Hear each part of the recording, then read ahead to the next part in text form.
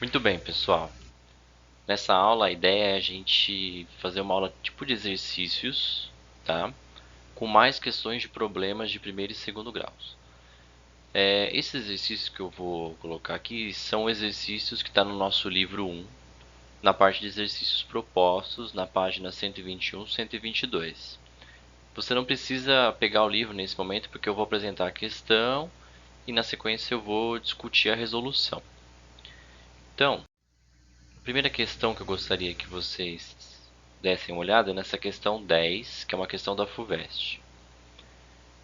Eu vou dar um tempinho, né? Na verdade, a ideia é que você pause o vídeo para você tentar resolver essa questão. E aí, na sequência, eu já vou fazer a resolução dessa questão. Então, pausem o vídeo. Então, o que essa questão está dizendo é o seguinte, né? Qual o preço unitário do melão entre 10 e 11 horas? Bem, se teve uma redução de 20% a partir das 11 horas, então eu posso falar que o preço ele é 80% do preço anterior, né? Então ele ficou agora, quando 80% vezes 2 dá 1,60. Você pode fazer uma regra de 3 também. Se R$ 2 é 100%, 20% é quanto? É 40 centavos. Aí eu tiro 40 centavos de R$ 2, dá 1,60. O item B, ele fala o seguinte: sabendo que 5/6 dos melões foram vendidos após as 10 horas, calcule quantos foram vendidos antes das 10, entre 10 e 11 e após as 11 horas. Tá.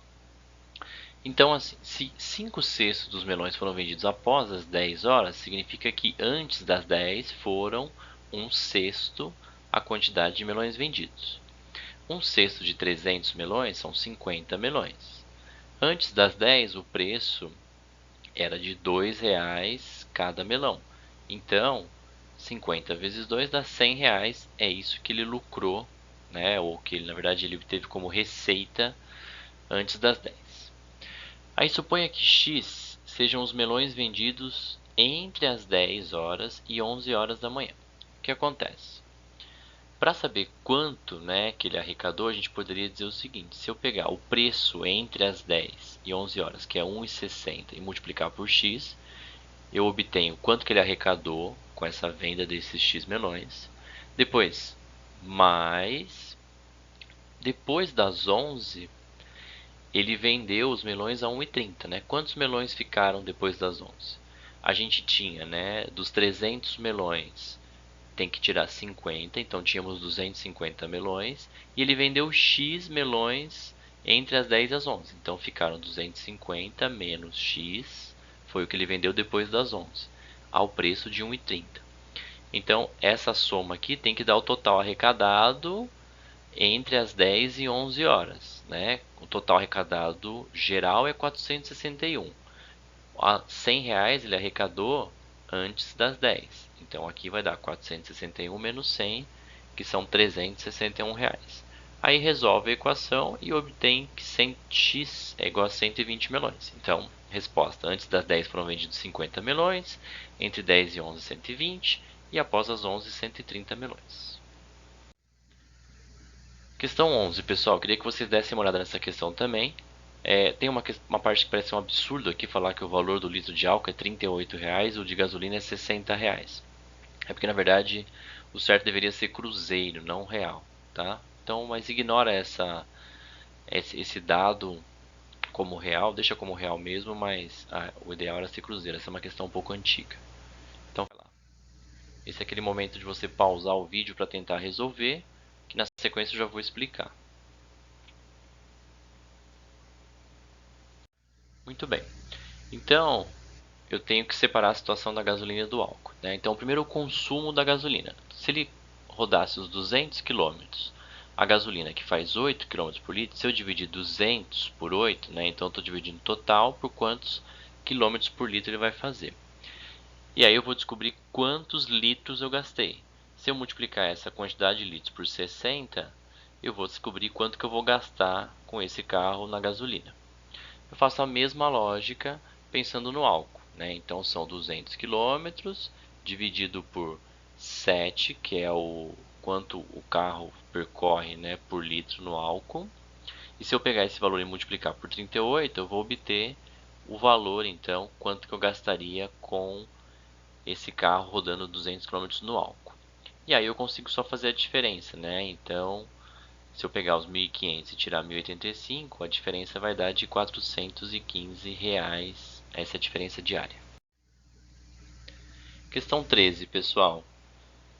Tenta resolver a questão, pausa o vídeo, porque na sequência eu já vou fazer a resolução, comentar essa questão. Muito bem. Então a gente pode equacionar essa situação de várias maneiras, né? A representação aqui é a seguinte: x é o número de partidas que o pai ganhou. Então o que acontece? Aqui, nesse lado da equação, eu vou começar a escrever a situação do filho. E aqui eu vou escrever a situação do pai, tá? Por quê? Porque ele falou depois o seguinte, no final, né? O número de fichas do filho era 3 vezes a do pai, né? Então, por isso que o número de fichas do filho, que está do lado de cá, ele é igual a 3 vezes o valor que está do lado de cá, que são as fichas do pai. Tá, e aí nesse caso eu vou optar por X, que são as partidas ganhas pelo pai. Então como é que fica a situação do filho? Ele começa com as 100 fichas dele. Cada vez que ele perde uma partida para o pai dele, ele tem que dar 4 fichas. Então por isso que eu coloquei menos 4 vezes X. Então, toda vez que o pai ganhou, ele teve que dar 4 fichas. Aí, porém, ele ganha, né, mais 6 fichas cada vez que ele ganha uma partida. Quantas partidas ele ganhou? Se eles disputaram 20 partidas e o pai ganhou X, então o filho ganhou 20 menos X, né, que é o total de partidas que o filho ganhou. E aí do lado do pai é a mesma ideia, né? Então o pai começa com 100 fichas, só que agora o pai vai ganhar 4 fichas por cada partida que ele venceu, menos ele vai perder 6 fichas por cada partida que ele perdeu, né? Quantas ele perdeu? Se ele ganhou X e foram disputadas 20, então ele perdeu 20 menos X, tá? Aí resolvendo toda essa equação, você vai chegar que o X é 7, que é o número de partidas que o pai ganhou. E a pergunta é quantas partidas o filho ganhou, né? Para 20 são 13 partidas. Próxima questão é a questão 21. De novo, pausa o vídeo, tenta resolver. Essa é uma questão de vazão. Tem uns exemplos resolvidos, inclusive, no livro sobre isso. Bem, essa questão eu vou fazer a resolução passo a passo para comentar com vocês. Então, vai lá. Primeira situação que você tem que entender, né, é que eu vou chamar de R o volume do recipiente, né? Para não ficar muito V envolvido, né, eu vou chamar de R o volume do recipiente. Aí o que a gente tem? A primeira torneira, né, que eu vou chamar de torneira 1, ela tem o seguinte: a vazão da torneira 1 ela é dada pelo volume que ela consegue encher, no caso o R do recipiente, no tempo dela, que é o tempo T1. E a torneira 2, ela tem a vazão dela, né? A vazão da torneira 2 é o volume que ela consegue encher, no caso o R, pelo tempo dela, que é o T2. Muito bem. E aí o que ele fala é que as duas juntas, então se eu juntar a vazão da T1 com a vazão da T2, ela vai encher esse recipiente em 18 horas. Tá, aí ele fala o seguinte, né, que a primeira é 27 horas mais que a segunda. Então eu posso falar que o T1 é T2 mais 27, ou seja, o T1 é a mesma coisa que T2 mais 27. E aí a gente vai começar a substituir todas as informações aqui embaixo. Então o V de T1 é R dividido por T2 mais 27, somado com R sobre T2, e isso é igual a R sobre 18. Substituímos tudo isso nessa terceira equação. Dá para cancelar o R, né? Tomando cuidado que o R não vai sumir, vai ficar 1, né? Em cima de cada um desses valores. O R some, mas fica 1, não vai ficar 0. Então a gente vai obter o seguinte, né? O MMC do lado esquerdo é T2 mais 27 vezes T2. Do lado direito é o próprio 18. Do lado esquerdo, né? Quando você fizer aqui a multiplicação, né? Como tem 1 em cima de todo mundo, então vai ficar T2 mais 27, e do lado esquerdo, direito, desculpa, vai ficar 1. Muito bem, aí fazendo a multiplicação, né, cruzada e fazendo toda a simplificação, isso vai gerar uma equação de segundo grau. A equação de segundo grau vai ficar assim: t2 ao quadrado menos 9t2 menos 486 igual a zero. Resolvendo essa equação de segundo grau, vou pular essa etapa, você vai chegar em dois valores para t2, que é 27 ou menos 18. O menos 18 não convém, né, porque estamos falando de um valor de tempo, então não pode ser negativo. Então você descobriu que o T2 é 27. E aí a pergunta é quanto tempo cada uma das torneiras levaria para encher sozinha, né, o recipiente. Então a torneira 1 levaria 27 mais 27, que é 54 horas, e a torneira 2 levaria 27 horas para encher.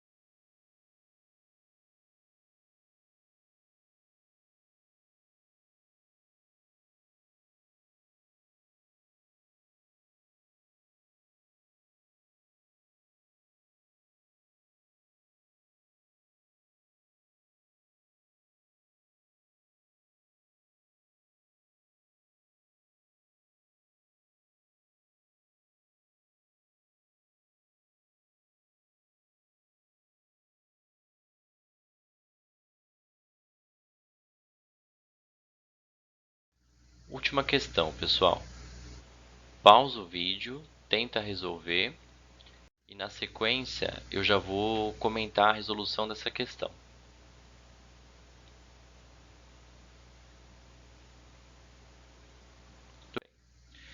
Então que a gente pode dividir essa questão da seguinte maneira, né? N é o número inicial, né, de herdeiros que eu tenho e o A é a área do terreno. Então na primeira situação ele fala o seguinte: se houvesse 3 herdeiros a mais, cada lote diminuiria de 20 metros quadrados em relação à situação inicial. Ou seja, se eu dividir, né, a área total agora por 3 herdeiros a mais, ou seja, por n mais 3, eu ainda preciso somar 20 metros para obter a situação inicial, que era a área dividida pelo total de herdeiros. E se tivesse, né, 4 herdeiros a menos, cada lote aumentaria de 50 metros.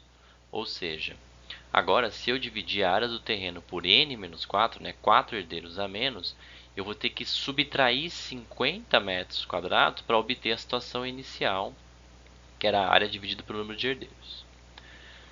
Aí é só a gente resolver esse sistema. Então aqui o que foi feito? Foi pego do lado daqui para cá, né? Subtraiu 20 do lado direito, né, do lado esquerdo, então sumiu 20, e aí colocou todo mundo sobre n. Então ficou a menos 20n sobre n. Foi feita a mesma coisa na segunda equação. Aí foi feita a multiplicação em cruz. Feita a multiplicação em cruz, você vai obter essas duas expressões aqui.